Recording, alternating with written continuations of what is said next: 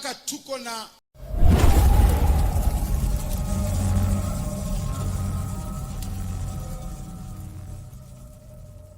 keti. Haya. Yeah.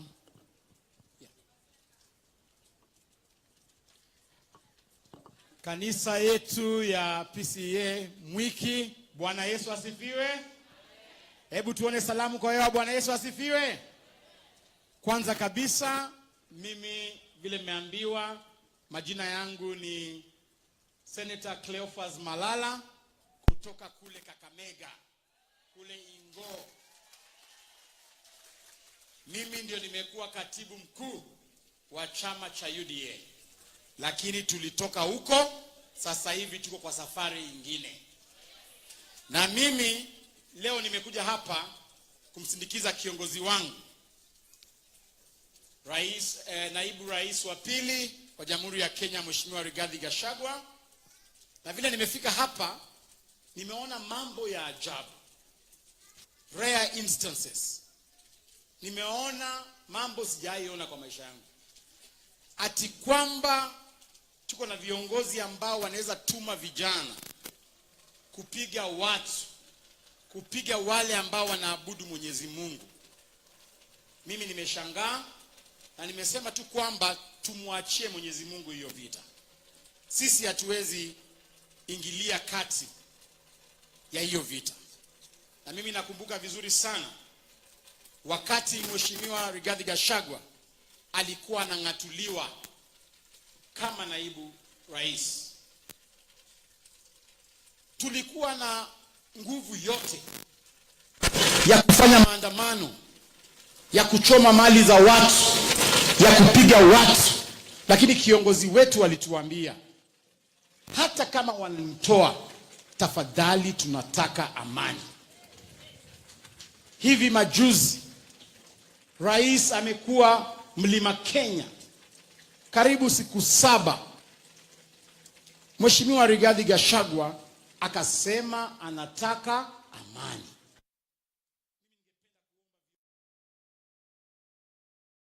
Uongozi utoka kwa Mwenyezi Mungu.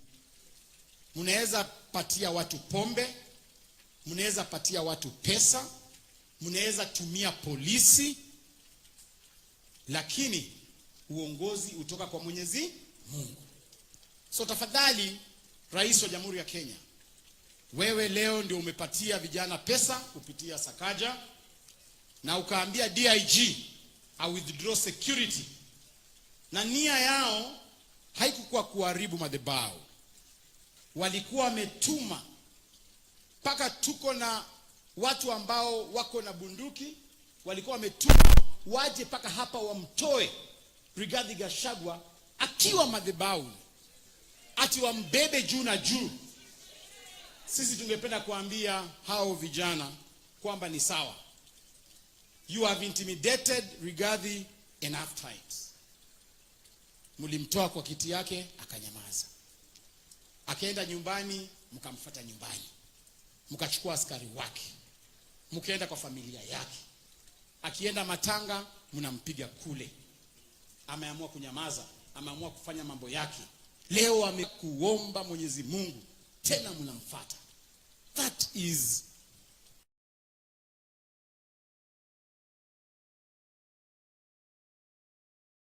inhuman of you, Mr. President. Mimi nakuomba rais, kumbuka mahali ulitoka na huyu Rigathi Gachagua.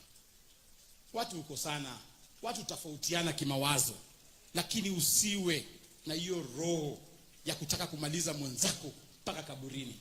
But we want to assure you,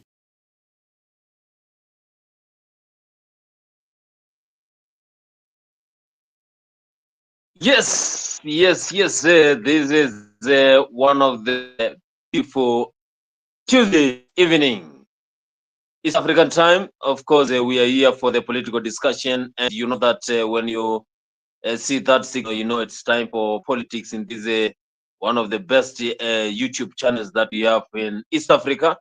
You join us in the comment section. Of course, we are going to pioneer today's show for the next few hours as we discuss some of the top stories that we have in this country. But you know, the previous link that we have played over there is one of the former Kakamega, of course, Senator Cleophas Malala, when he was addressing after the issue, after the saga that happened in Mwiki, whereby they were attacked by the goons, of which they allegedly said that it's of the leaders who sent the goons to come and attack them. Welcome. Of course, if you're joining for the first time, remember this is your #1 channel.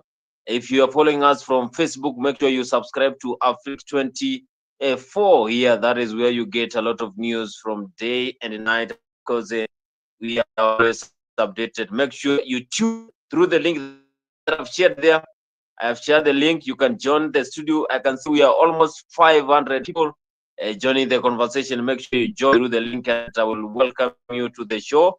Then you will also be one of us here. I have seen we have Saito of yes, join us in the studio. You can also be part of this studio, us, and you will be welcome to form part in this conversation. But now the topics that we are having today is the James Orengo resignation saga that is happening. Of course, we have seen in Siaya County, of course, what is happening after James Orengo, of course, is the senator, is the governor of Siaya, whereby he has been facing critics after what he said during the burial ceremony of the former guard of Raila Odinga. Now we have the broad-based government that is in power. We have broad-based that is formed by Raila Odinga, and also the top cabinet secretary that formed from the ODM, and now we have the broad-based government. Of course, the president is saying that everyone is ready to join the government. So there's a lot of space, and no one is expected to leave so that you can get a position for someone. So join us here, and we will be ready to give you the position to give your views to the other Kenyans who are joining this wonderful conversation. And also make sure, as you follow the conversation, you also subscribe to 24. That is the channel Africa 24. Daily political discussion happens here every 10 p.m. East African time. In the comment section, I can see you have Gipsy Kona, Amani. I've also seen Coril, Robert. Coril, the link. You just click the link, and then you'll be part of it, and you'll be forming this great conversation here. And I've been, hey, I'm a talker. I wanted to give him a position to speak, but also I know he will be back to this wonderful conversation. We have also seen the current situation whereby we are having reshuffling any day and night. We've also seen some of the young members of the government. We've seen permanent secretaries joining the government. Also, we have seen many people joining the government. I've seen the comment section there, and the Corinne Robert is saying that Raila is still commanding. Yes, of course, we shall be having all those. And you can join through the link. You click the link, and then you will become one of these wonderful conversation here in the studio, whereby you'll be the guest tonight to discuss some of the political discussion that is happening in the country. Of course, you know, we are approaching whereby we are going to see the Gen Z movement now getting into the politics, and of course they are now saying they are going to vote. We have seen several people saying that they have not participated in the last general elections because of negligence. We can also call it being bold of getting to choose leaders, but now we are having everyone already for 2027.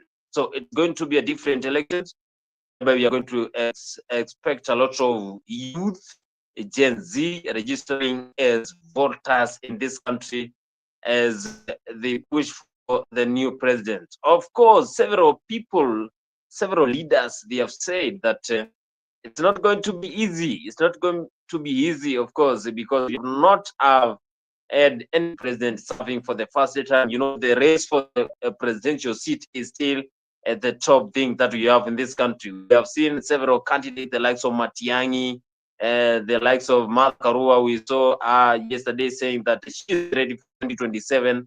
And also this country, maybe she said that the country maybe deserves someone who can change the current situation. We also have seen, we know that Ajakoya will also in the ballot. We also know that Raila Odinga, the is that he might also step aside and join the 2027. Also, we had Babu Wino, the member of parliament of Mbakazi, saying that it's going to be tough. It's going down. They might form that political party together with Didi Nyoro, and also they come out as a presidential aspirant in 2027. It's going to be hot. It's going to be tough for 2027 for leaders who are going to campaign for a presidential seat. Also, we have seen critics since the 2022 general elections. We have seen how members have criticized. You know, a lot of people. I was following the conversation in X platform, and so some of the youth were saying that they really regret what happened during the 2022, because they were saying that they have a lot of trust, but now it's a vice versa. James Minor, I can see in the comment section, Luos were you saying that in the comment section, I can see James Minor saying that Luos were not born just to be backing in opposition, but they can also be in the government. That is what he is saying. He is saying that Luos cannot be always be forming part of the opposition, but also they can be in the government. James Minor, I want you to join the studio and also tell us how you think. Why do you see this? Because we need to also discuss about Luos generally, because they have been in opposition for a long time, but now they are in the government. James Minor, you can also join the studio. You click the link there, the link that I've shared there, and also you will be forming part of this a wonderful conversation in Africa 24. And we'll also be giving you this platform to also talk to other Kenyans directly. I think that Luos, they are not created to be in opposition. Yes, of course. Everyone. I was also following what my good friend, of course, is my good friend. What he was saying. That is Junet Mohammed. He was saying that they were not always meant to be in the position. Be sure credit. Karibu sana to Africa 24. And of course, you give us your view about what is happening. What do you think? We are having a James Orengo resignation that is happening after the comments that he made in Oduor bio ceremony that was held in western part. What is your take? Do you think that Orengo is criticizing the broad-based government, or he is speaking on behalf of someone?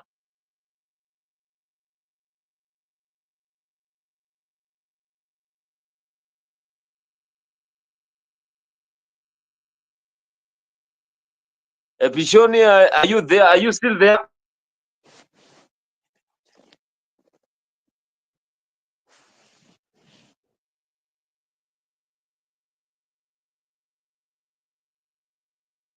I cannot hear you. Maybe you adjust your volume and then you come back. Of course, you just adjust.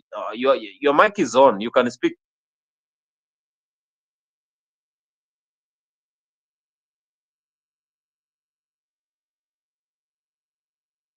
Shina, are you still there? Credit, or you just came to listen? Of course, I know you will adjust your mic, and then you will be Wycliffe Goya. Karibu sana. Join the studio. Join the studio through the link that I've shared there, and you'll be forming part of this great conversation here in Africa 24. Also, you also talk directly to Kenyans. Talk direct to Kenyans and tell them what you think about the saga that is happening. Is James Orengo speaking on behalf of someone, or this is something that is being cooked for 2027? Because you know the direction in which Kenya is taking is that 2027 we are going to get elections that is totally different from what we've experienced in 2022, that is 2017 and 2013, and also 2007. It's going to be a hot one. That is something that because we are going to expect a lot of things. Bishon, can you speak? Are you able to speak?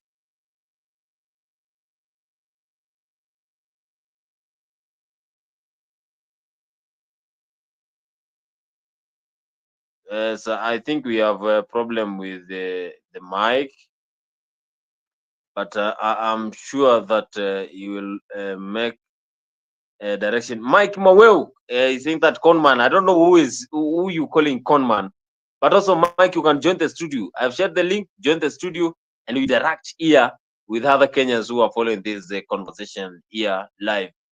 We're having a lot of Kenyans following this conversation.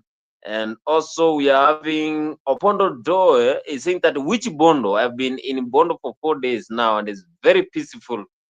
Yes, we know that it's peaceful, but these are some of the allegations that we are seeing that the comments that the governor made are raising a lot of concerns. It's like speaking on behalf of someone, or we having the drive for 2027. Ahmed Mukhtar is saying that Raila is still the boss of Nyanza.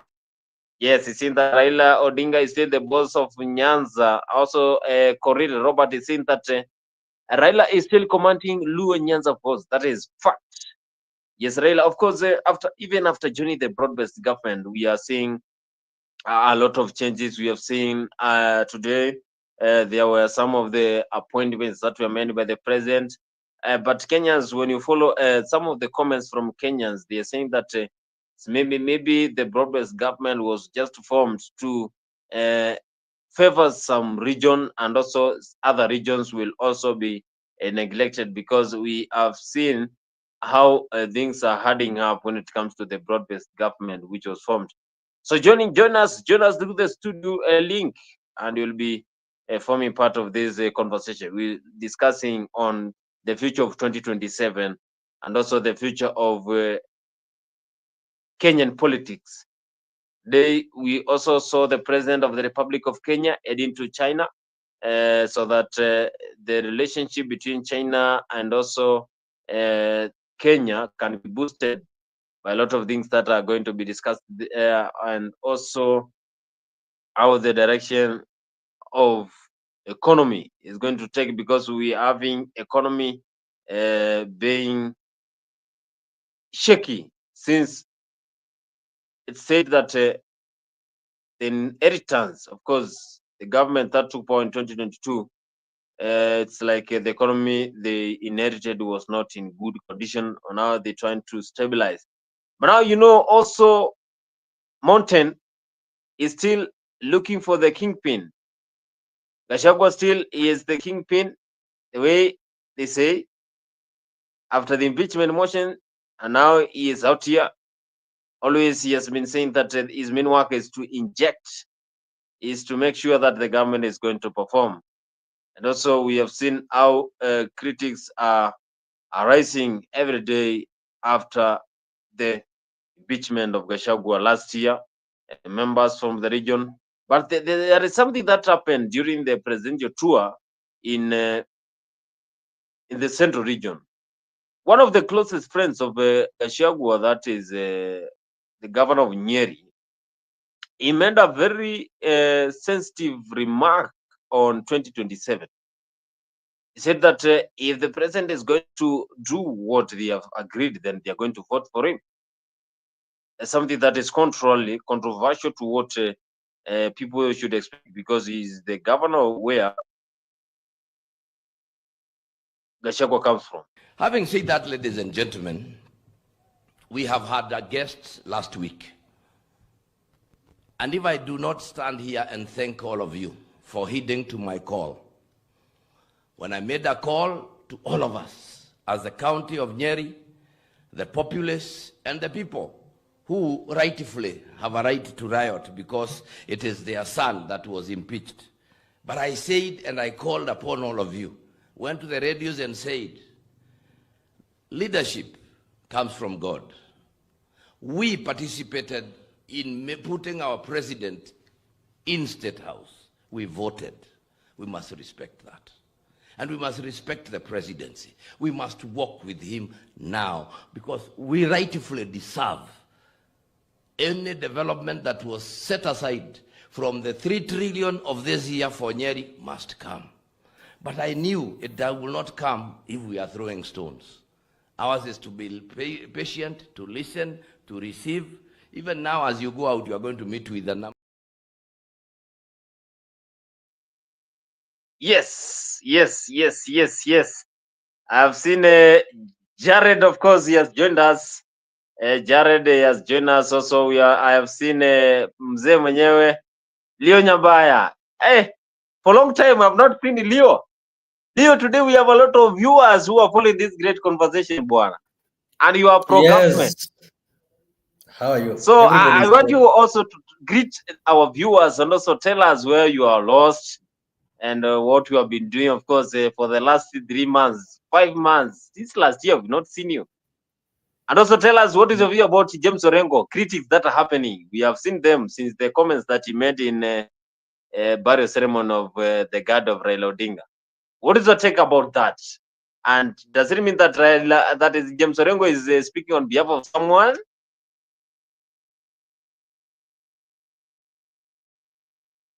All right. Good. Is it a good morning? Okay. Good afternoon and good evening, Bonnie. Am I audible? Yeah, loud and clear. Well, thank you so much, of course, for this wonderful show. And I'm glad to have joined you. I don't want to get maybe into much. I've just been here and there. I've been following what is happening. And sometimes, you also need to take a break from politics, specifically when politics becomes petty and people want to look for any political relevance in anything that somebody says, like just a question that you've asked me about James Orengo. So I have to say that so far so good. Of course, everybody is pro-government because as long as you are a Kenyan, you are under authority. So any patriotic citizen will always have to subject himself or herself to the authority at the moment. Even in Christianity, the Holy Book throughout teaches us to be obedient. And even Jesus himself taught that we need to give unto Caesar what belongs to him and give unto God what belongs to him. So we have to subject and submit to the authority, and the failure to do that is normally disobedience, which is punishable not only by the secular laws but also the religious laws. I just want to go straight to the question that you've asked about the governor of Siaya. Of course, he is my governor, James Orengo. I think you people of the media are just blowing this thing out of proportion. There is nothing to be worried about the sentiments of Orengo as far as politics is concerned. And I'll give you some reasons. Number one, the issue that is happening between Orengo is not an ODM thing.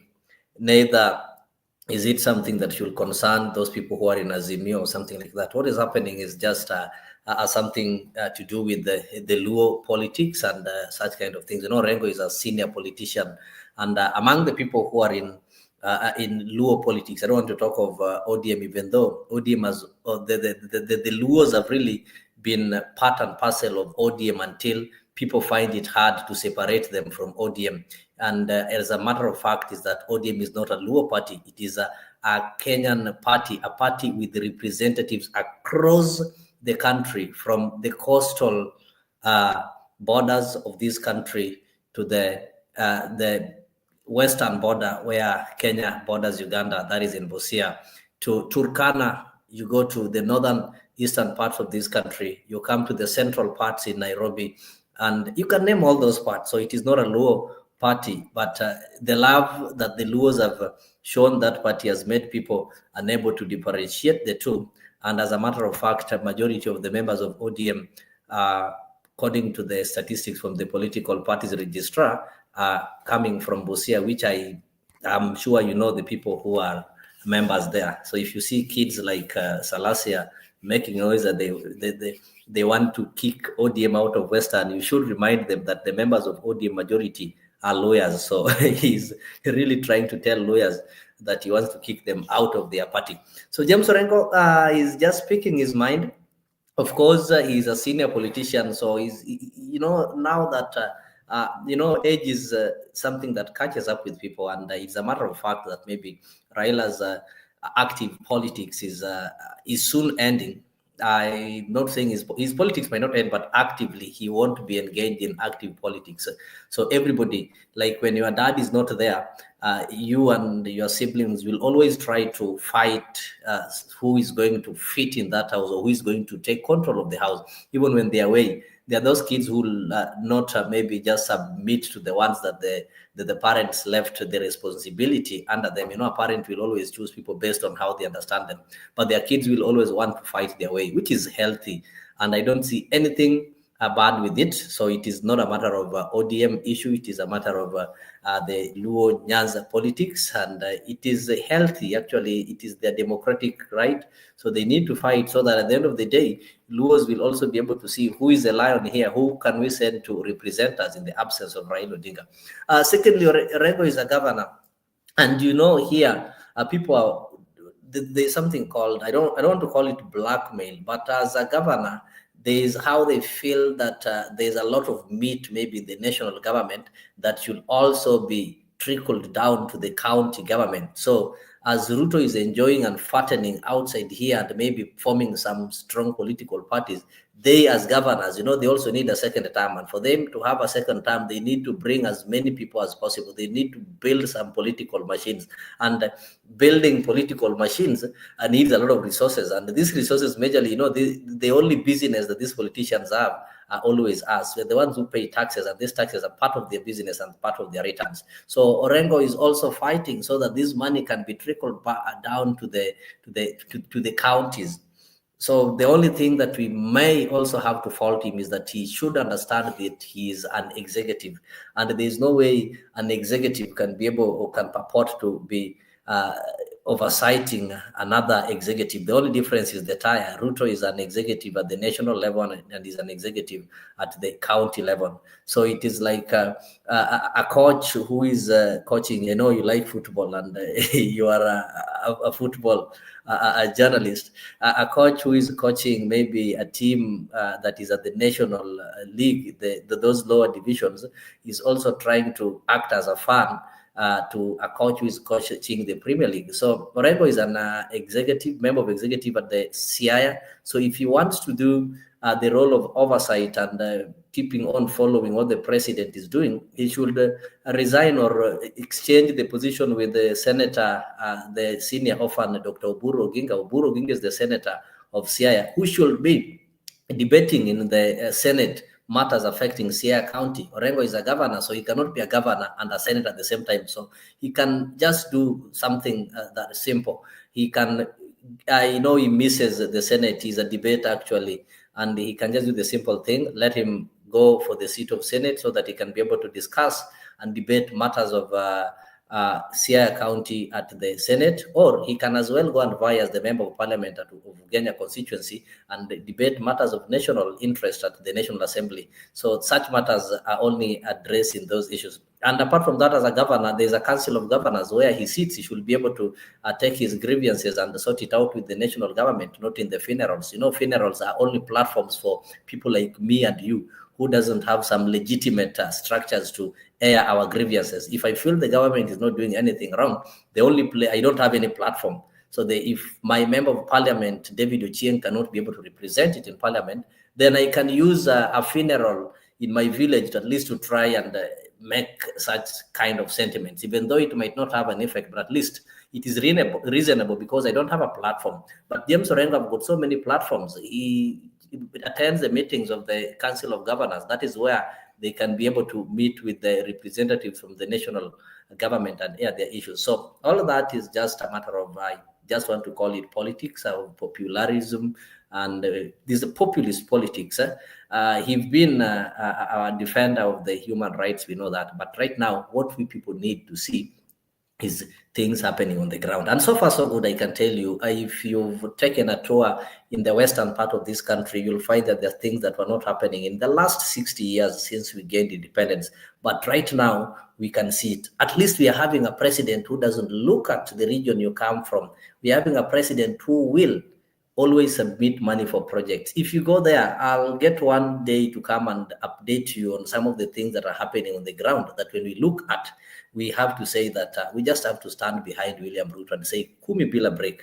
Whether the government is evil or righteous, it is up to God to decide. But for us, as long as we can be able to see the road, we don't care how many people died for that road to be there. What we care is how many people are going to survive because the roads are better. There is work that is happening and there is more to happen. Like today, the president is in China.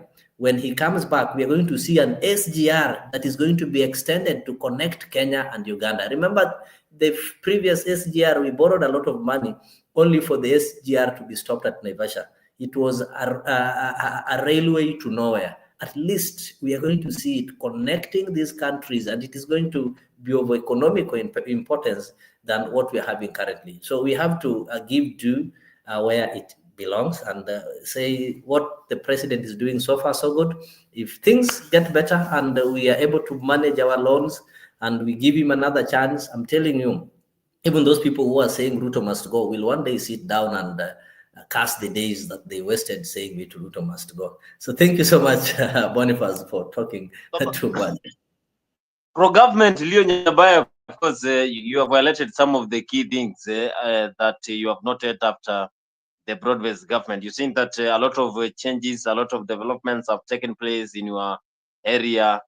Of course, the constituency, you have also seen how the president is distributing resources without discrimination. But when you go to some of the parts of the northeastern part of Kenya, you will just wonder what is happening, because those areas, they are still neglected. We don't have water, we don't have infrastructures like roads, and we are having a lot of people suffering over there. So what are you saying when you say that we are having a government that is distributing resources equally? We are having a lot of changes for the last 60 years. You have seen a lot of changes in the area that you've noted after the broad-based government. But also, there are some of the I think, allegations Bonnie, even before you continue, of course, it is good you've said these are just people just allege, but they are not facts. What we need to do, we need to go for what is called a fact finding procedure to know what is being said. Check, for example, these northeastern counties, and these counties not only receive equitable share from the national government, but they are also having some funds that are meant for the marginalized regions. There are some funds that they are getting that your county in Kitui or my county in Siaya or somebody's county in Kiambu is not getting, just for the sake of the marginalization.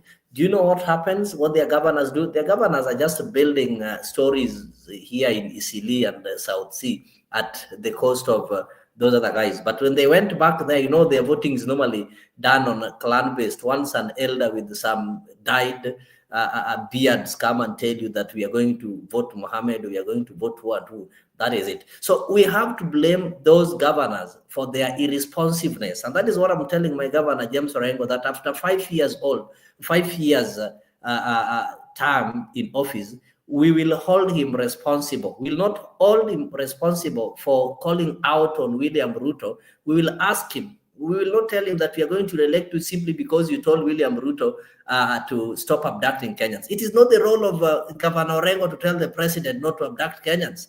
It is the role of Governor Orengo to ensure that he uses the resources that have been sent to Siaya to benefit the lives of the people of Siaya. So the governors that we have in these places of that you talk of in Northeastern are the ones that are supposed to be blamed, and the quality of the leaders that they elect even in the parliament.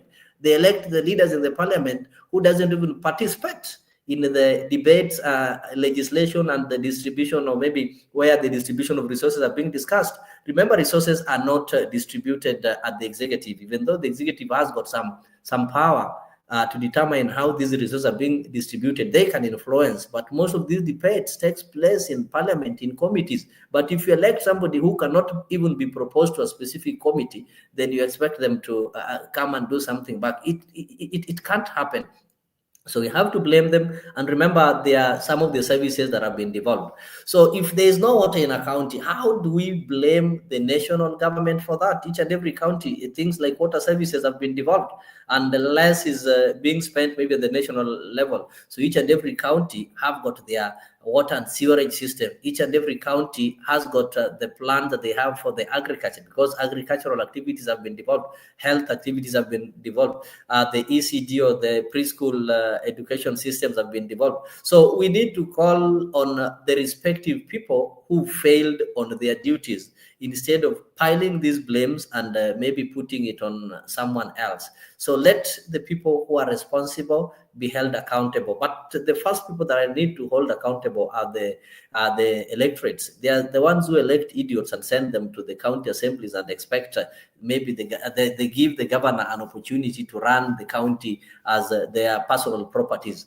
And the power that these MCAs have, people have been underrating it. It is the MCAs who are passing the bills that are going to oversee how these billions and millions are spent within the county levels. But you want to elect somebody who have never even counted or cannot even write 1 million in words. So this is the person you want to go and do a budgeting in terms of billions. So that is how, if you get a smart governor who is not concerned with you, and they know they are idiots in the county assembly, they'll run it as their personal properties. So let us not blame the national government for the failure of the county governments. Each and every county gets equal amount, depending on the number of people that are there and some other factors like the marginalized places, the places that have never been developed before.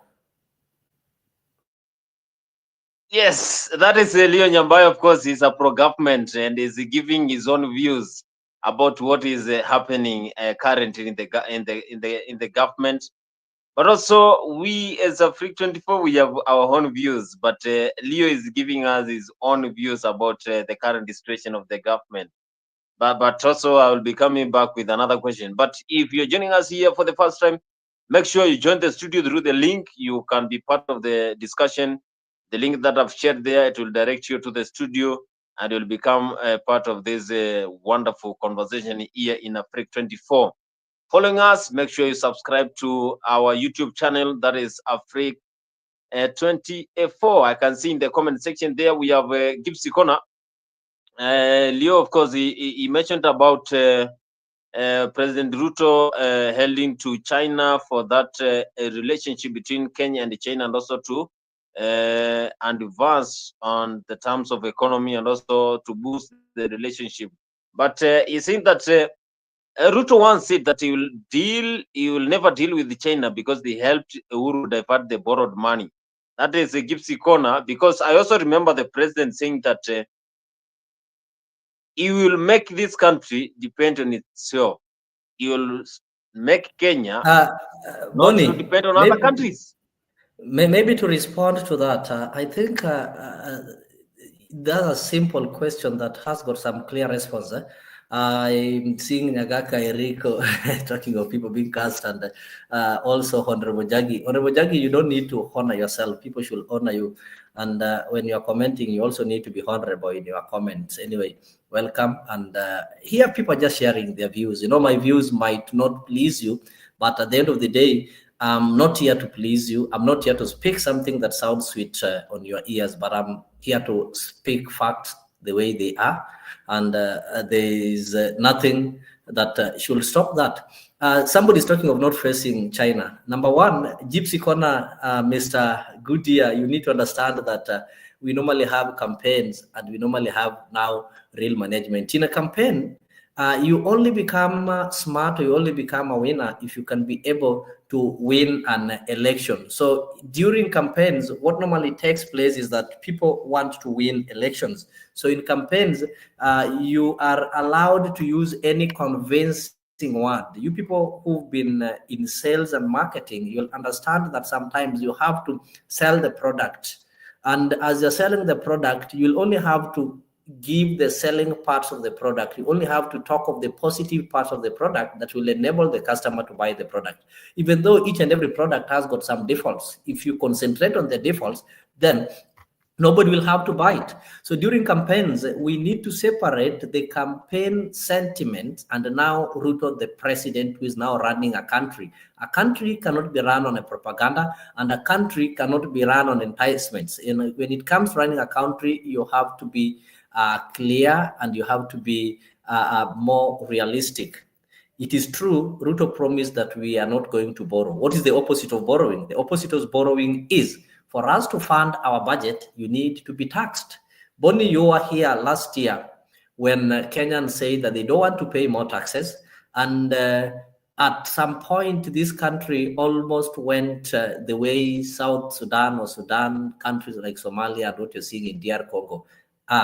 It almost became ungoverned, and there was some chaos, and almost the country was being torn away simply because of the issue you've talked of taxation. So if you don't want to be taxed, the country has to run. You keep on talking of Kasongo, we want roads. So where do you want the roads to come from if you're not taxed and you're not borrowing? So the only option that we have is to borrow. But the only difference is there is that stupid borrowing whereby you borrow money to buy mandazi, but there's somebody who borrows money to buy ungangano, and you prepare your mandazi and sell and get some money. So what the president is currently doing is we borrow money that we can be able to account for. We don't just borrow money like people borrowed some Eurobond and nobody accounted for the Eurobond. If you're asked what Eurobond did, you cannot also be able to say.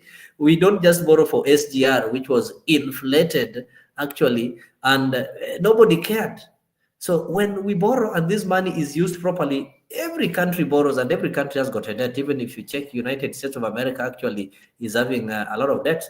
But what we need to see is the president borrowing, and this money is used responsibly. So the questions we should be asking, Mr. President, you've borrowed 1 trillion. Can you tell us how this money was utilized? But we don't need to say that, oh, Mr. President, you borrowed 1 trillion, don't borrow again. As long as we can be able to see where this money is, then we have no problem. When it comes to international relations, there's some things there's some sentiments that maybe William Ruto was making when he was just campaigning. But once you become president, you have to maintain some good relationship with these foreign countries. So going to China facing east is a good thing. And if you look at the global international relations trend, you'll find that currently most people are facing east. And with the election of Trump, there's a lot of chaos in the West, and China is also taking advantage of that. They want to gain from it. They want to look at the poor relationship that have been introduced by Trump's regime. If they can really take advantage of it, then they are going to get some inroads in Africa. And one thing I know with China is that when they give you their loan, they will always ensure that this loan is utilized well, because they will not give you free money. So what is happening is good. That is Leo saying that what is happening is good. Of course, we are having critics coming from right, left, from north to south, east and west after what Kenyans, they said that they were betrayed by the Kenya Kwanza government, the Hustler Nation. But now we are having other members now saying that maybe they are going to support the Kenya Kwanza government also in 2027. And this is the time that we are having also leaders coming out for 2027. It's the time that we are having massive Gen Z movement now going to get their voters cards for 2027 general election. And now we are going to expect a very totally different general elections in 2027 on who is going to be the next president of the Republic of Kenya. So Leo here is saying that after the broad-based government that was formed, Raila now joining the government, and also members also saying that the Luos, they were not always created to always stay in the opposition. Now joining the government, the likes of Johnny Badi, the likes of Opio and I now joining the government, and also top cabinet secretary, the likes of Hassan Joe. Also following closely to what Joe said in one of the interviews last week, he said that he is not always constant with the decisions. He said that only fool cannot change his stance. So he changed his stance and he joined the government, because you remember his slogan, "Kama mbaya mbaya, kama mbaya mbaya." But now he's in the government trying to say that everything is working. Leo, do you mean that in 2027 also William Ruto is going to be elected as the president of the Republic of Kenya? Of course, we have top competitors, the likes of Matiang'i, the likes of Martha Karua, and also the likes of Wanja Koya, who will be coming out for 2027. And also, we have not seen the Gen Z leader. Still, Gen Z, they have not selected their leader for 2027. So it's going to be a tough competition. Does it mean that the president will be re-elected? Bonnie, you need to stop misleading people. I'll maybe respond to you in these ways. I hear people saying that, you see, 2027 is going to be determined by Gen Z. And this thing, Gen Z, has been, I don't know how it has been ballooned, or it has been, people have inflated it until it appears to be something huge. It appears to be something extraordinary that has never happened before. It is a cliche that by 2027 will not be there. There's something that I want to tell you. There is people sometimes when they hear of Gen Z, they think it is maybe, I don't know how they describe it, and you'll find that even somebody who is 35 years old or 37 years old, who is not even a youth, calling themselves Gen Z. The people who you say were leading those kind of demonstrations, people like Boniface Mwangi, are these commercial activists. Boniface Mwangi is in his 40s. So when you want to call him Gen Z, then that term Gen Z, which is an age group or a specific generation, loses its meaning. Because I myself am a millennial. Actually, I'm not a Gen Z, and I'm younger than the people I see parading themselves there, people like Morara Kebaso and the rest. And one thing that I want to tell you, that in each, and it is an informed assumption that Gen Zs are people who are going to collect themselves in one basket and vote to a specific candidate.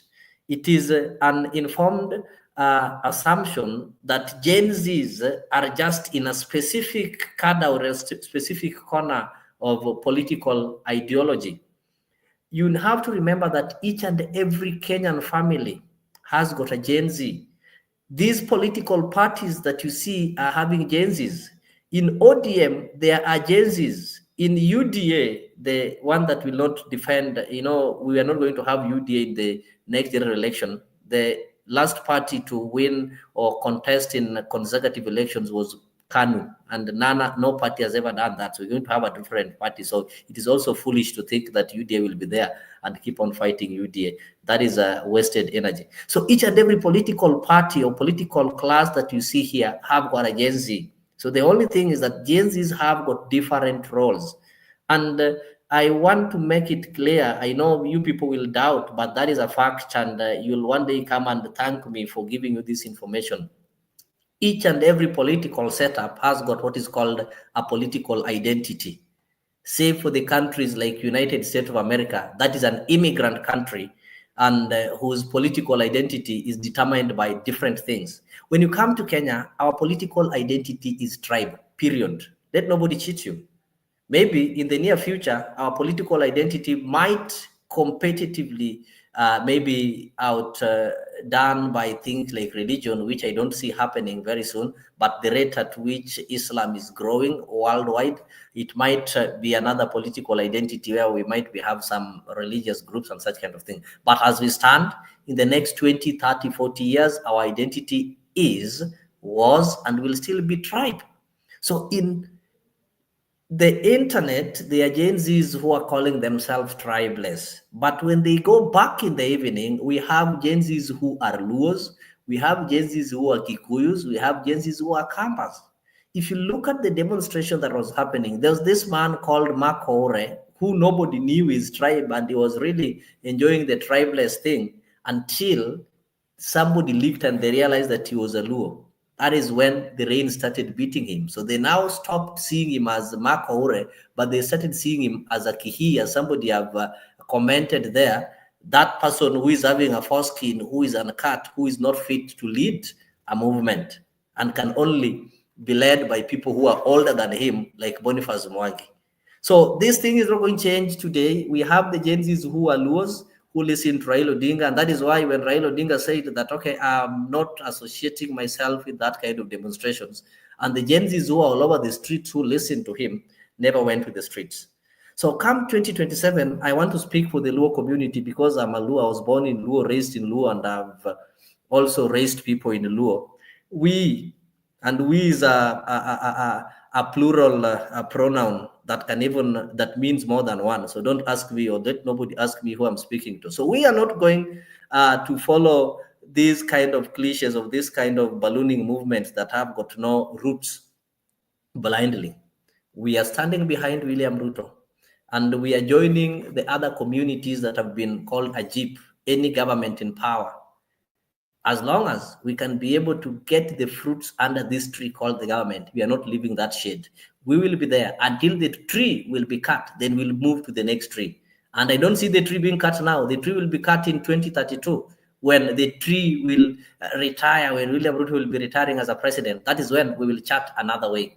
But as it stands now, we've lived. I was born when my community were opposing the government, fighting for rights of people whom they don't even know, fighting for justice, transparency, and all those kind of nonsense.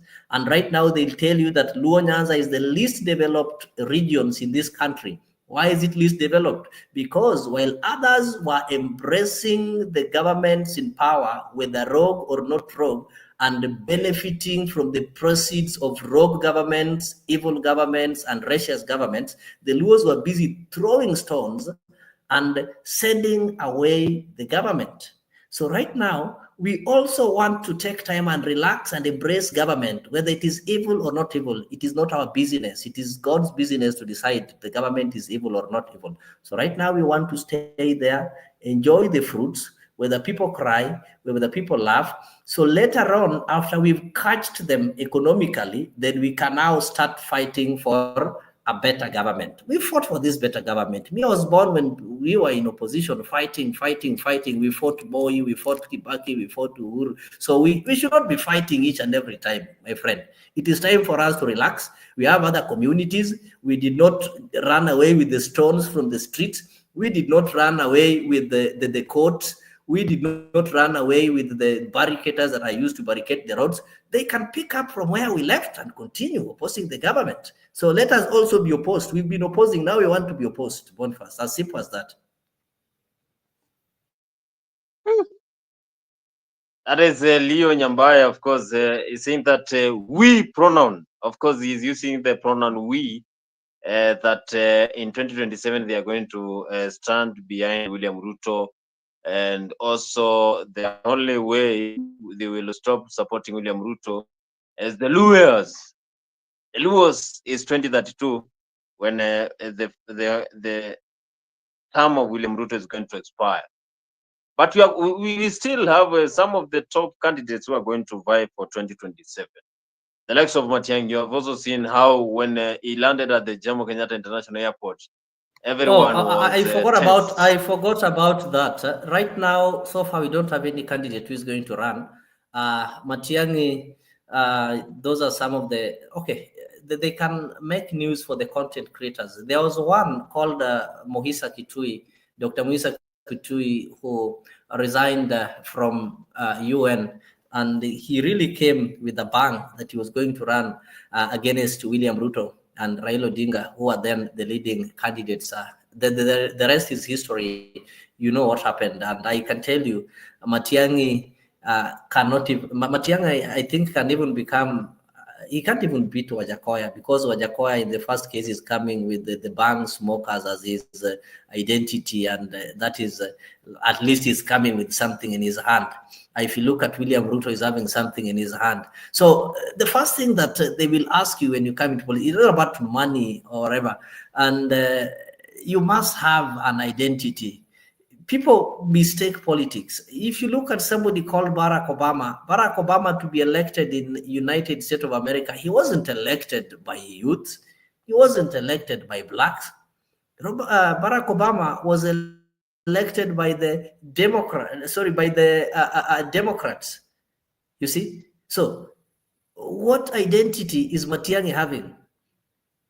What have Matiang'i done politically? The fact of that course, people when he was, your name on let me the, just give you a I heard glimpse of what he people, has done. Matiang'i is like what people, those people who are telling Bobby Wine that he can beat Museveni, and Bobby Wine was winning some how do you call it? It was still called Twitter polls, forgetting that the Kenyans are the ones who are participating in these polls. My friend, my grandmother who is going to vote doesn't know who Matiang'i is. What he knows is that under Matiang'i, Baby Pendo was killed. Under Matiang'i, people are being killed and being thrown in River Yala. He knows that under Matiang'i, who was just a mere CS, several court orders barring him even from deporting Megona were ignored. Under Matiang'i, he publicly proved that he was so arrogant. So if William Ruto, who was not that arrogant, who used to go to church every day, even when the church services were not there, have turned to be this evil and hated, what do you think will happen with Matiang'i? You know, Ruto was a minister, and during his time as a minister, or during all that time, he always acted humble. That is a matter of the fact. But what of this arrogant Matiang'i? What do you think he will make? So those people who are fronting Matiang'i are the people from Morema who want somebody who is going to drive that narrative of Luo hater. And let me tell you, if they elect Matiang'i, actually they will cry in the first 2 months. Matiang'i comes from, he is just close to us, we'll just knock the door. We'll not even wait for a month to join his government. So if you are thinking that there's somebody who is going to, the only problem that we have in this country, those people who see are hating Ruto all of a sudden, they were not hating Ruto. They are hating Ruto because Ruto made a handshake with the people whom they believe should not be enjoying from this government. So those kind of nonsense, we've seen them. We are waiting for that 2017. We'll still be alive unless we die. And what I can tell you is that those people that you're mentioning, William Ruto is going to retire as a president. So there's no doubt. Don't worry.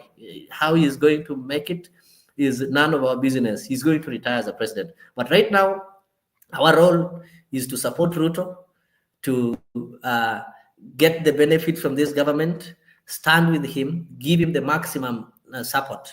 Whether we are going to leave or abandon him, when we are going to leave or abandon him, it is not upon us. It is upon Raila to decide and tell us that, okay, now it is enough. We can abandon him and go on our own, and he will still give us direction. Aye. That is pro-government Leo Nyabaya saying that Matiang'i is also giving us some of the accusation about Matiang'i when he was the cabinet secretary for the interior security, and also from Matiang'i, we noted that in 2016, when he was the cabinet secretary of education, that is when we had free, fair Kenya certificate of secondary education because of what he did over there. And that was a legacy that Matiang'i did over there. And the Minister of Education, of course, they will live to remember what he did in 2017. But also, away from that, who else is going to? You said when Matiang'i was the Minister for Education, he left a legacy. The same sentiments were said of William Ruto. I wish I could play those videos. When William Ruto was the Minister of Higher Education, that is when people started joining university directly the same year. Initially, you will have to wait for years or some time. Is it so? So, you know, these are some of the things that will not make you think. We are not looking for a cabinet secretary of education. We are not looking for a cabinet secretary of interior. We are not looking for somebody who will manage Minister of Interior and the Minister of Education at the same time. We are looking for a president. And the presidency is an elective position in Kenya. And for you to be elected, you have to be a politician. So Matiang'i can as well look for another politician to be elected, then that person can make him a cabinet secretary. He's not a politician, he's never been one, and he will not be one. And the seat of the presidency in Kenya is going to be held by a politician. So all these things, we were even told that, you see, some of the work that William Ruto did when he was the cabinet secretary of agriculture is what made Raila become jealous and fired him and such, and those short stories. The same stories are going to be said of Matiang'i. But the things that we'll remember Matiang'i with, the worst things that he did already overshadowed the good things that he might have done. Marking KCP in 1 day or 2 hours can only make sense to those people who sat for that KCSE. There are people who doesn't even know whether the KCSE still exists or does or is what is taking place. So the voters, who are the majority in this Kenya, vote based on the political identity. So those people who still sit dreaming that somebody is just coming from nowhere. You know, when these things started, these uncivilized movements, anti-government hate and such kind of things started. We've been given so far about 5 candidates. They started with the Morara. They went to, I don't know, this gentleman from Busia, my neighbor, Tata. Okay, From Tata, they went to Kalonzo, and now they are in Matiang'i. I don't know, after every 2 weeks, even you, if you start grooming yourself very well, they might say that, okay, wacha tutapatia Boni. So far, Ruto we know will be on the ballot. The rest wajipange na watafute agenda na wajipange vizuri, manake sisi tumejipanga. Sisi tumejipanga, that is Leo, of course. I can see the comment section there. We have very active members, the likes of Prince Bobo. Prince Bobo, of course. We also have Sami Kibet in the comment section. It seems that unity of the nation is very important. That is Sami Kibet in the comment section. And also Prince Job is saying that Honorable Jagi Jr., the same way 2020 so mulisema ni wajinga tukajileta shida na Ruto. I support Luos. That is Prince Job saying that he support Luos. Nyangaka Eriko, even ndio mulisema kuhusu 2022, I support Luos. Charles Yagi in the comment is saying that our watu wanakula I can see in the comment section there. Continue sending them. I can also see Moses Alo. Why apologizing and yet every citizen has a freedom of expression? We also have Chikone saying that the Gen Z, I call it Gen Zote. Yani ni kufieka peana 2027. Of course, Leo, we have seen how several leaders, they are coming out when it comes to 2027. And this broad-based government has also raised concerns now since we formed the broad-based government. Some areas, you said we have equal distribution, but some areas they are being neglected. The other day we had the president saying that we don't have money for construction of roads. And also he said that the money that is there now is only limited for some areas. So when the money is there, MPs are giving them money, then they should utilize it in the right way. Leo, President alikuwa amesema he should be given that money now to work on roads. Is that the right way for president to ask for money so that he can construct roads? Is that the role of the president? Actually, Bonnie, you know, the first thing I said, we need to separate the sentiments that are made on the rallies. Those are meant for public consumption. They are just made for politics, and you know, politics is you have to make your fans happy and such kind of things. But when it comes to construction of road, we're having a constitution, and you know very well that our roads are normally classified. We have the roads that are done by Kura, the Kenya Rural Roads Authority. We have the ones that are done by Kenha. We have the ones that are done by the county, like the access roads that you see in the markets and such kind of things. I saw a sentiment from one Professor Nyong'o, somebody I do respect, of course. And there was a road that recently brought some issues by the oil transporters in Kisumu. If you look at that road, it's really pathetic. And it is a matter of fact that most Kenyans have lost hope and they don't trust the county government. I'm not saying that all the county governments are bad, but Kenyans don't trust the county government because Kenyans are claiming, you know, the main purpose of devolution was to ensure that the resources that used to be concentrated at the national level and the president will dish them at will based on the people that he deemed were loyal to him.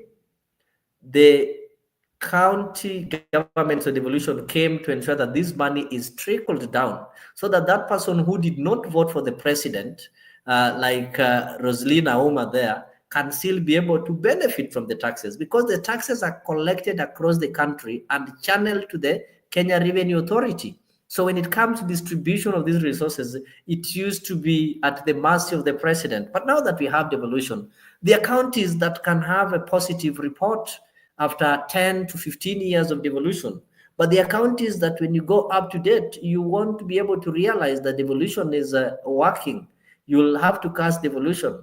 The only thing you'll see, the people who've been opportune to be elected in this post and their cronies or the people around them, around their circle, are the ones you'll see having some tall buildings. There's some villages, when you go, you'll find some tall buildings and such kind of things happening. But devolution is not helping people. So people believe that if this money, actually people believe that there are some services that if left to the national government, they can be able to fill it rather than giving this money to the governors. The governors keep on asking for more money.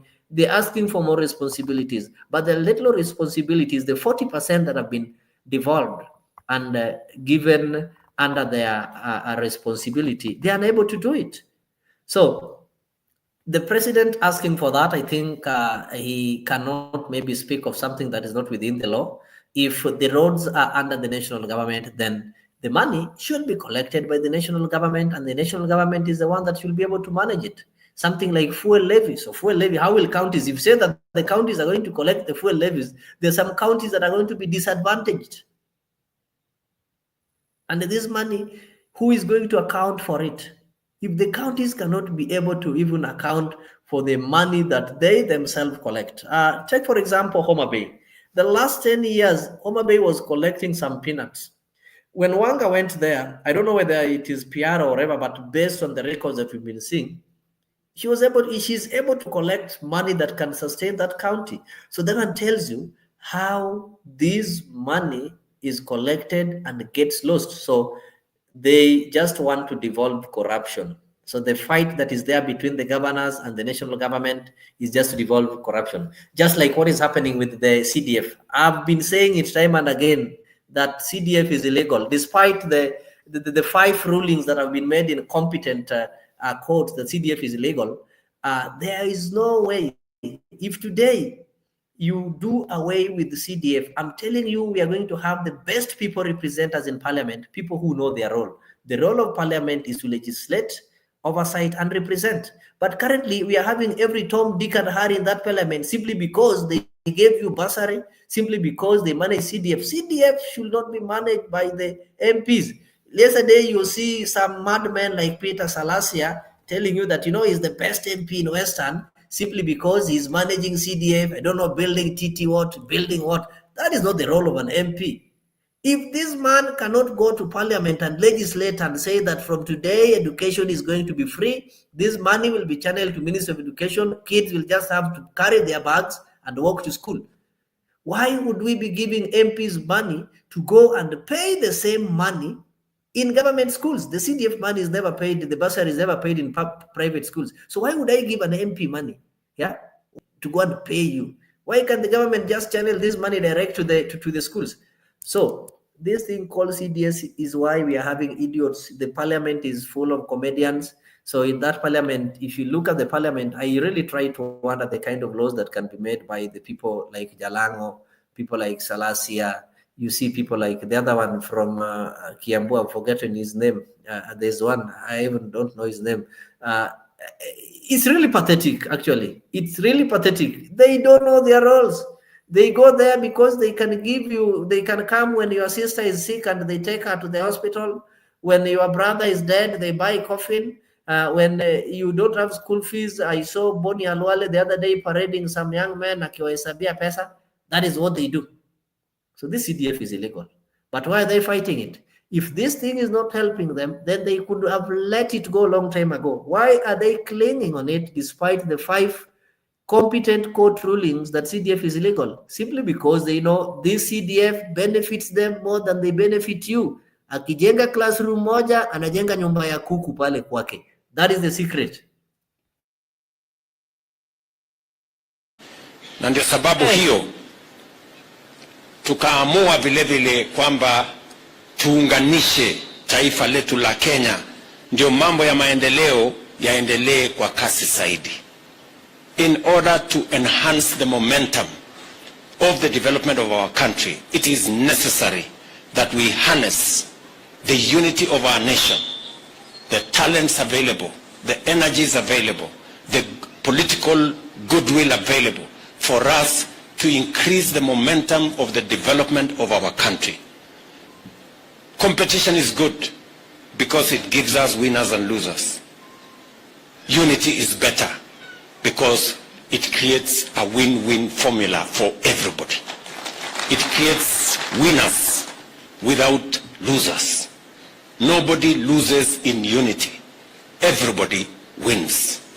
And that is why Waswahili wakasema umoja ni nguvu. Because in unity there are no losers. In unity we have winners and winners and winners. And that is why we decided, and I want to encourage us as a nation to think about not what is in it for politicians and leaders, but what is in it for the people of Kenya. Not to think about the interest of a political party or a political side or one region, but the interest of the collective population of a nation called Kenya.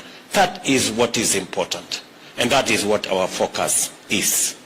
So mimi nashukuru sana viongozi wote waliokubali tuungane, na nimesema na nitarudia, tunaunganisha taifa letu la Kenya sio kwa sababu ya kugawana vyeo ama kupanga ushindi wa siasa.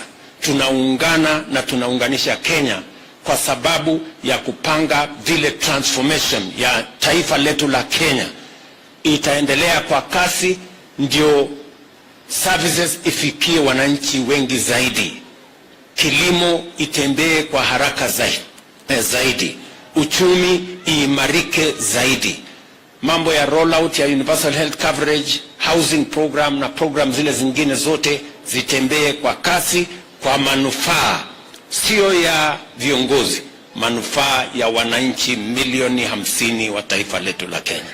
That is the reason why this unity, the reason why we are coming together is important. Na mimi nataka niwaulize wote ambao wanasikiza mwito huu, let us unite, let us work together, and let us focus on the interest of a nation called Kenya.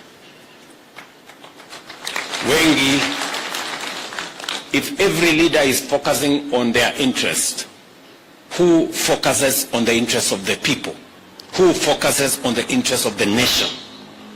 That is important for us to think about. Kwa hivyo, mimi nawauliza sisi wote, tushirikiane, viongozi wa Kenya wote, jameni, tuungane, tushirikiane. Ya muhimu sio uchaguzi wa 2027. Ya umuhimu sasa ni mpango ya transformation ya Kenya. Barabara tutakazojenga, maji tutakayofikisha kwa manyumba ya wananchi, stima tutakayofikisha kwa nyumba ya wananchi, hawa vijana tuwapange na ajira, na wale wengine wote tuhakikishe ya kwamba tuna madawa katika mahospitali yetu. Na ndio mimi nataka niwaulize viongozi, let us unite so that we can have a plan and we can prosecute the agenda for the transformation of our nation. Matters 2027 will come and the people of Kenya will decide. For now, we must focus on making sure that we deliver on the commitments that we made. And I want to promise the people of Kenya that this administration, under my leadership, is going to focus on the transformation of Kenya, making sure that our teachers are in school, our children are being taught, our farmers have the support they need. We build roads, we connect electricity, we connect water, transform our nation.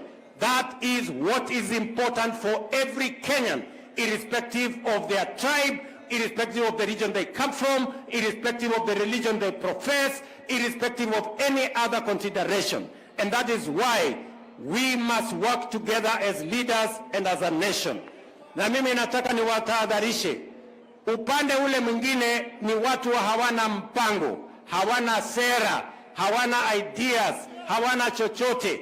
Ati mpango yao yote ni vile watagawanya Wakenya. Kama hawasemi mambo ya ukabila, wanasema mambo ya sijui dini. Kama hawasemi mambo ya dini, wanasema sijui nani wa kutoka Mulima, nani wa kutoka Bonde, nani wa kutoka Bara, nani wa kutoka Ziwa, nani wa kutoka wapi. Kama hawafanyi hiyo, wanasema nani yako na kazi, nani hana kazi, nani yako na payslip, nani hana payslip.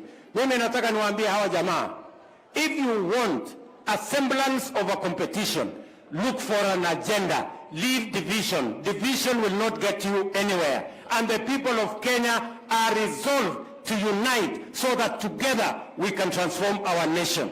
We cannot transform our nation divided. We will transform our nation united. And that is why we are united as a people of Kenya. Watu wa Mandera, munasema tuungane ama tutengane?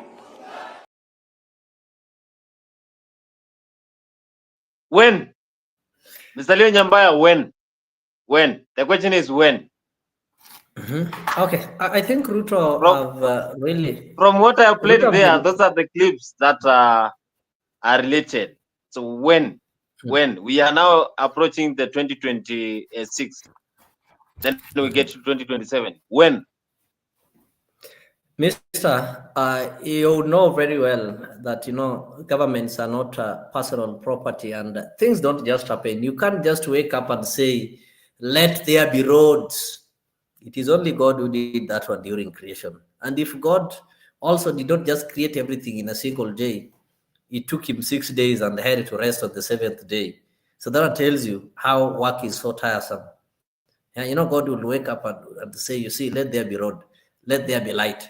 So Ruto cannot just wake up and say, oh, let there be lights, electricity. It is not that he's holding on these things that he can just say, okay, electricity, bara. Things go with a process and a plan. And you have also to know that even the plan that Ruto had for the country, I don't think he've even started implementing it, because the governments are working on a plan, just like an organization. If you are CEO today and they fire you, it does not mean that the CEO who is coming next is coming to turn things upside down. There's what is called a strategic plan for each and every progressive organization that has to be followed. So in each and every country, we have a plan. So the only thing is that there are some plans that needs what is called goodwill. Maybe currently Kenya is working under the Vision 2030. I think we have 5 years to that vision. And by 2030, the dream that Mwai Kibaki, Raila Odinga, Nyong'o, Paranya, and those who are in the NAC or the Rainbow government had should have been achieved. So whatever you see these guys implementing right now are not even their plans. Their plans will be implemented by those Gen Zs in their time, when their time will finally come. What William Ruto is implementing, they're having 5 years, then they will have to check on Vision 2030. What did they achieve and what did they not achieve? So such are the things that normally the governments have to align with, such visions. We're also having some global visions, the SDGs, and we also having, Africa is also having their Vision 2060 and such kind of things. So as you are planning and even borrowing this money, you have to align them with the existing visions. So if you see like the SGR that now they've gone to China to look for money, this is something that was there in the plan. But somebody somewhere, instead of kufikisha SGR money ifike, decided to misuse the money, and the SGR could not reach. So that goodwill is what now needs to be initiated. The president has just been there for 3 years, and these years have not been good on him because of politics. The budget being rejected in totality. So I think you know that even the bill, the finance bill and such kind of things, they also had some effect, of course, because there's some things that were planned but could not be actualized because that money is not there. They budgeted for it. You people rejected those taxes. So how are they going to raise this money? They have to go back to the drawing board. We had an election immediately. As politics, sometimes we just make politics, but when it comes to reality, I do say that it was good Raila did not take this government. He would have gone into record as maybe the worst president, not because he is worse, but because the economic situation that we had at a time that we are going for elections in 2022. Remember, we don't also want to blame William Ruto. From 2019, the entire world was battling COVID. And this one really had an effect as far as raising funds and the businesses are concerned. So we went to an election, one of the most expensive elections in Africa, at a time when the country was broke, not because Uhuru stole. I don't want to be that naive, but we were still recovering from the effects of COVID. And now we are having a government that is having an expensive budget, and this budget has to be financed. If you listen to one Opio, no, not Opio and I, but John Mbadi, you'll realize that there's something that we now need to stop looking at things with the political lenses and now put the factual lenses. You know, when Mbadi was a member of ODM and leader of a minority, he had that political lens, and they will say Ruto must go and such kind of things. But when now he was put in the seat of reality, he realized that, okay, actually, we would needed these taxes, and he tells you that by past 2030, we'll be done with the loans and such kind of things. So these are realities that we have. So the president, I think, is having goodwill, and I've also heard him talking of this thing of called unity and kukuja pamoja. And I want to say that William Ruto is sincere on this. He is not doing it for political purposes, maybe that you want those people who supported Raila to support him, or you want to eliminate Raila from active politics. If you listen to him during the BBI, when he was heckled at Bomas, he raised the very question that he's raising currently about the winner takes it all. He asked, what happens? We've gone to election. I have 7 million votes. Somebody's having 6.8, a difference of 200. So what happens to the rest of the people? You know, these guys are also having feeling. What happens to the rest? So that is why it was a good idea to have this thing called broad-based. And as a matter of fact, it is just politicians that play with our minds. Boniface, nobody's in opposition. The kind of governance system that we have in this country, the parliamentary system that we have doesn't have something called opposition. We have minority and majority. You can be a member of ODM, and there is a conversation in parliament that you take a minority view. That one, by that time, will be a minority, and the majority will have their day. So in that parliament, that is why we have the minority leader and the majority leader with equal responsibilities and even the benefits that they get. There is nobody who should come and lie to you that you see we are not in government. The government is having 3 arms: the executive, the judiciary, and the legislature. Like people like John Mbadi, they just changed the arms. It's like you change from becoming a goalkeeper and you become a striker. That one doesn't mean you've joined a different team. You are all playing in the same team. So they just changed from becoming legislatures and they went to the executive arm. That member of parliament who tells you they are not in government and is driving a car number plated Government of Kenya, having an office with the national courts of arms, those guys are lying to you. They are all in government. Members of parliament have got equal responsibility legislating. There is no member of parliament who is elected to go and oppose the president or to go and oppose the policies. So you cannot tell me that because you are a member of parliament elected in ODM, if you go there, the president say, we want to build a super highway. So you say, me, I'm in opposition, I'm opposing that. That is stupidity. All the members of parliament, the senators, have got equal responsibility. I did not elect my member of parliament, Karauri in Kasarani, to go and oppose the government. I elected him to go and represent me, legislate and make laws that are going to benefit and transform my life, and to go and oversight the executive. So this idea that, oh, you know, these people have joined UDA, they've joined government. These MPs were MPs and they'll still remain MP. Who told you that those MPs from Wiper were elected to go and oppose the bills in parliament, or they are the only ones who are supposed to be oversighting the president? The role that Edwin Sifuna has is similar to the role that Aaron Cheriot has. They both have equal roles of oversighting and legislating. So this kind of nonsense should stop. And the president really spoke well, and I think he means well for this country based on what has been happening. You know, you cannot please anybody, and no government is always popular. Tell me of any government that is popular. Even God's government was not popular. That is why people like Satan and the Lucifers had those stories that we normally hear. So no government is always popular. And when you see the government getting popular, then you need to check on your mental status.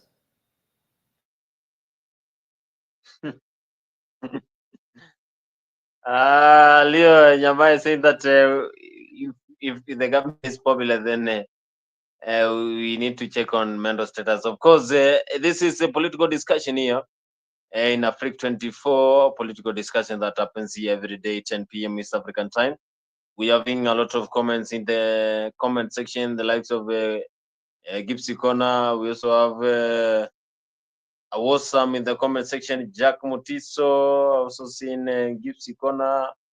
I've also seen Jared Onchiri in the comment section. They are actively sending their messages. Of course, they are joining this beautiful conversation here at Africa 24. Make sure, most important, you subscribe to Africa 24. Africa 24.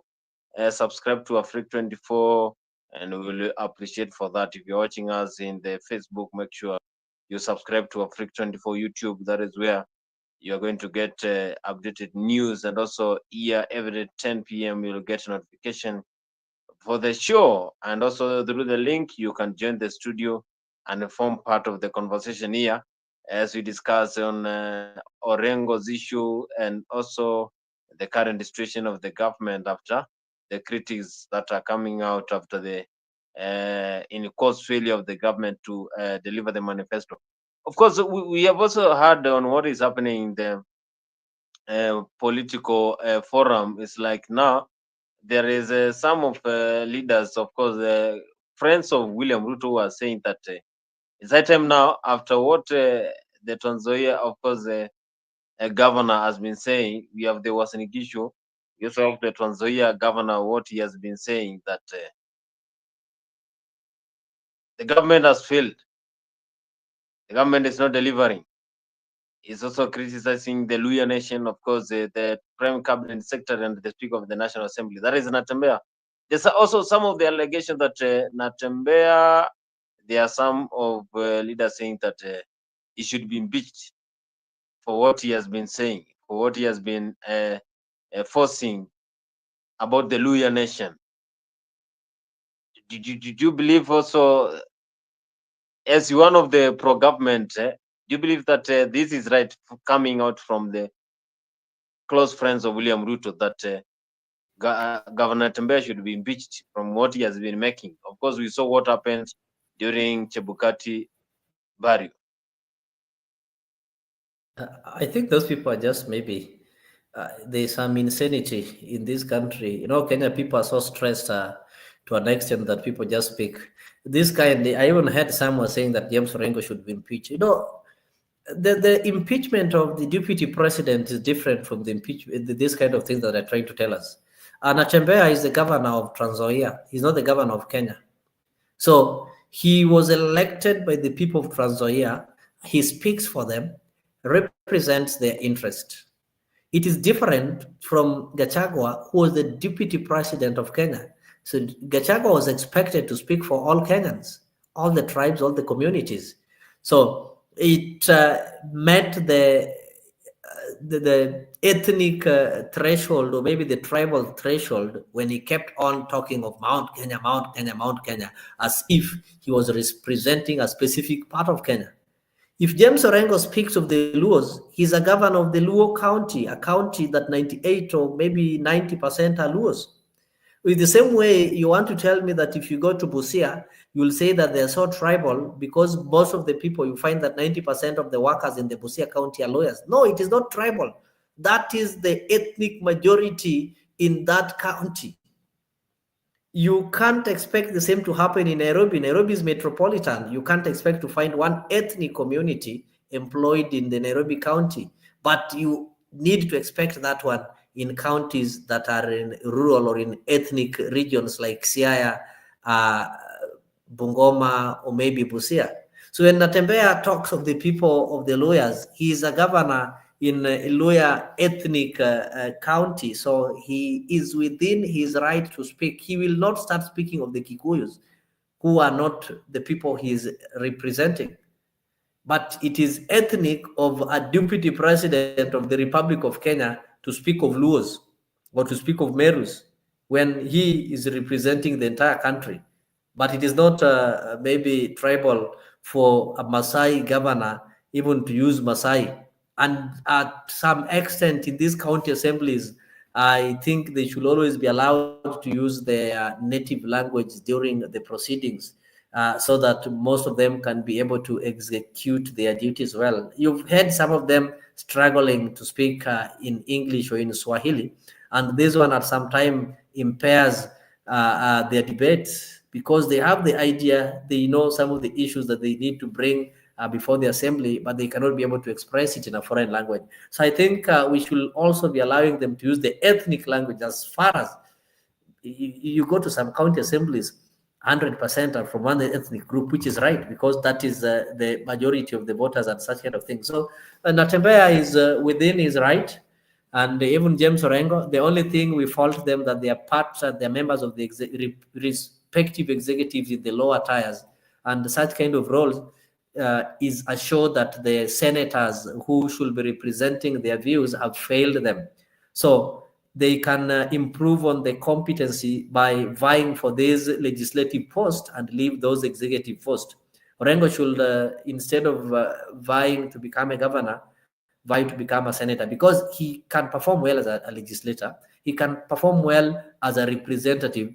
He can perform well as an oversight officer than when you're now making a governor to oversight himself. So that's the problem that we normally have. We elect people in different roles. We elect somebody who can manage an ungovernmental organization to become a member of parliament, of an MP to legislate. That is what even derives their name. So these guys, the impeachment, impeach, those are stories for people. Those are just busybodies. They should get some things to do. Is that the only thing is the people of Trans Nzoia, the people of Siaya should tell their governors that, look, you people are not legislatures. You don't represent us at the national level. Once you decided to become a governor, you've enclosed yourself to the specific county that you are an executive, you are a CEO in that county. So they should speak through their senators. And that is why we expect Edwin Sifuna to oversight and make noise, not only at the president, but also at the governor of Nairobi.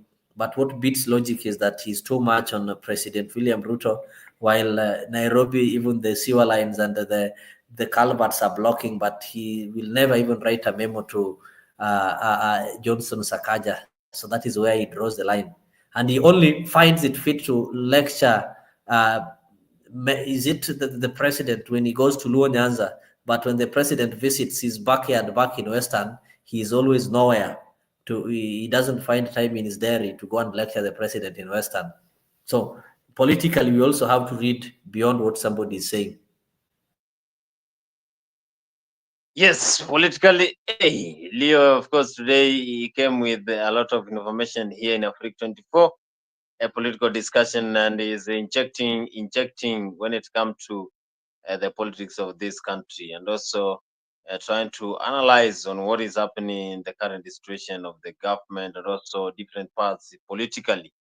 So joining us here for the first time in the comment section, we appreciate for those who are that you are sending over there, those who are sending messages over there. The discussion is getting to the right direction. Of course, we are also seeing members also sending their messages, Someone is saying that Honorable Jaggi Jr., this is your skunk that you brought to Kenya. You eat the soup as the Luos watch. That is Oriwo Bob in the comment section there, sending one of the comments there, and also everyone, I can see Awesome in the comment section. Friend, I can see you. I can see Awesome Gipsy Corner. I can also see you. Of course, coming to the end of this sweet conversation, Mr. Leo Nyambai, of course, we have had 1 hour 30 minutes as we come to the end of the show. You are parting shots. Thank you, Boniface. The show was great, and I think I will always try to create time so that I can be able to join. This is a platform where we get an opportunity to not only air our political views, but also to try and maybe enlighten our viewers on some of the things that they are never told. I remember there is an American who once said that, you see, the media is either lazy or evil or both. So we've seen a lot of laziness and or evilness in our mainstream media. Media can decide to be lazy, they can decide to be evil, or they can decide to be both lazy and evil. And most of the reportings that are hitting our headlines are reportings that are negative. They don't report on positive things.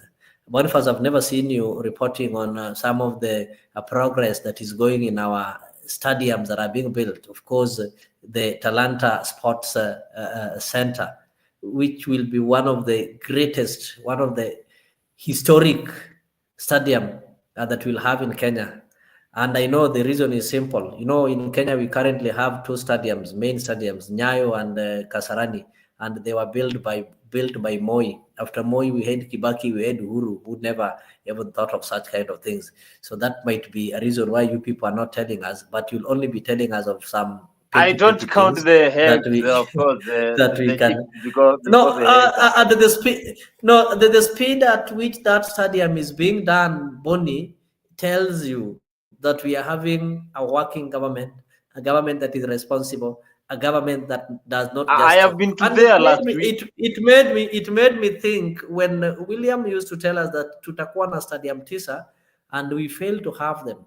But now we are having stadium. So I can now think of where the problem is. William Ruto had this idea, but he did not have the power. So I know who I'll now have to blame. So otherwise, my parting shot is that let us be positive Kenyans, of course. Let us shun negative hatred against the government. We can only have one government at a time. And the government exists for all of us. And youths, we are the majority actually in the world demography. And we can always influence the kind of governance that we want. And this one cannot happen if we portray ourselves as people who are violent, who are vengeful, hateful, and negative. This one can only happen through cooperation. So let us cooperate with this Kenya Kwanza government. We can get platforms where we can share ideas, things like training. Remember when the president talked of the German issue, we took it as a joke. And can give you an example. Tom Mboya Labour College registered about 1,100 students for the German language. And out of 1,100, 700 and something passed the exam. 340 failed. Not that failed, did not meet the pass mark.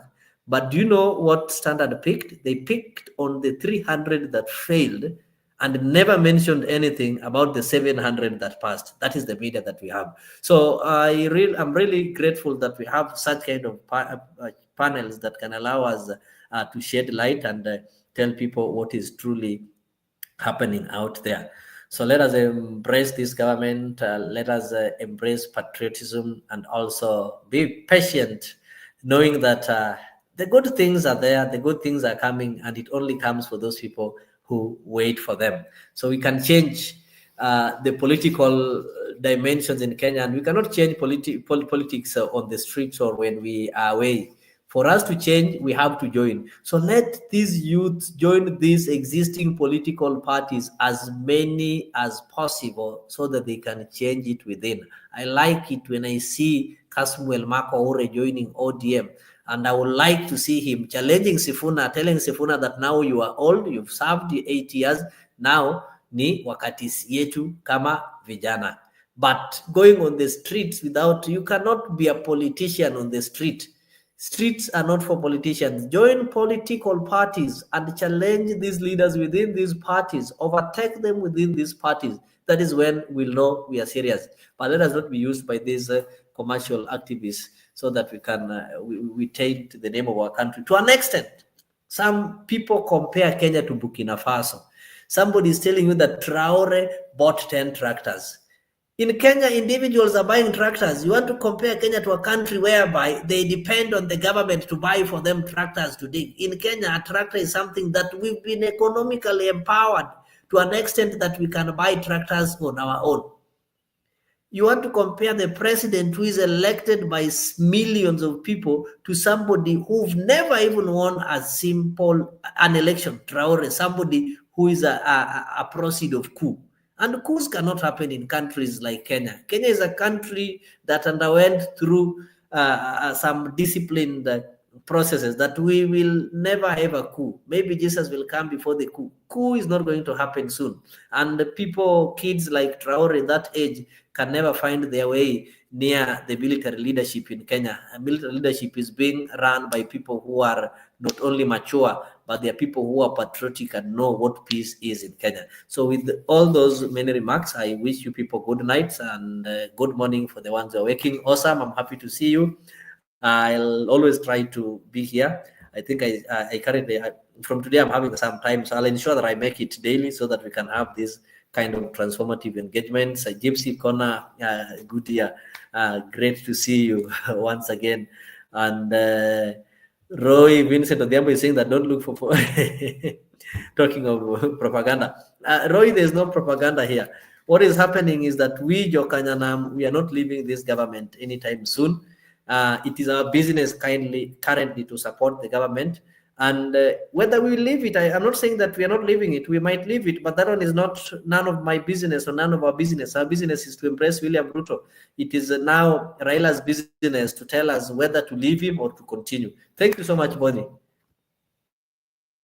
Awesome, of course. Thank you so much, Leo, for today's discussion. You have joined us, and we appreciate Afrique24. In the comment section, we appreciate those who have been sending messages, the likes of Gypsy Corner and everyone else. Awesome. Those who have made this conversation to be meaningful since we started it for the last 1 hour, 40 minutes ago.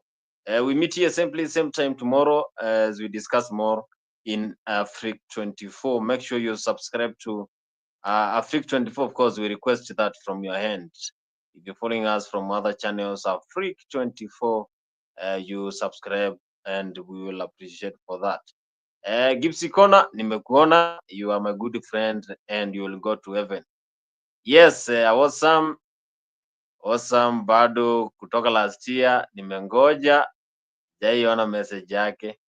But anyway, we appreciate for that coming here for the discussion. Then it makes Afrique24 family a big family and one of the best media houses here, which is making sure that you get the best news any day, anytime. See you same place, same time in Afrique24.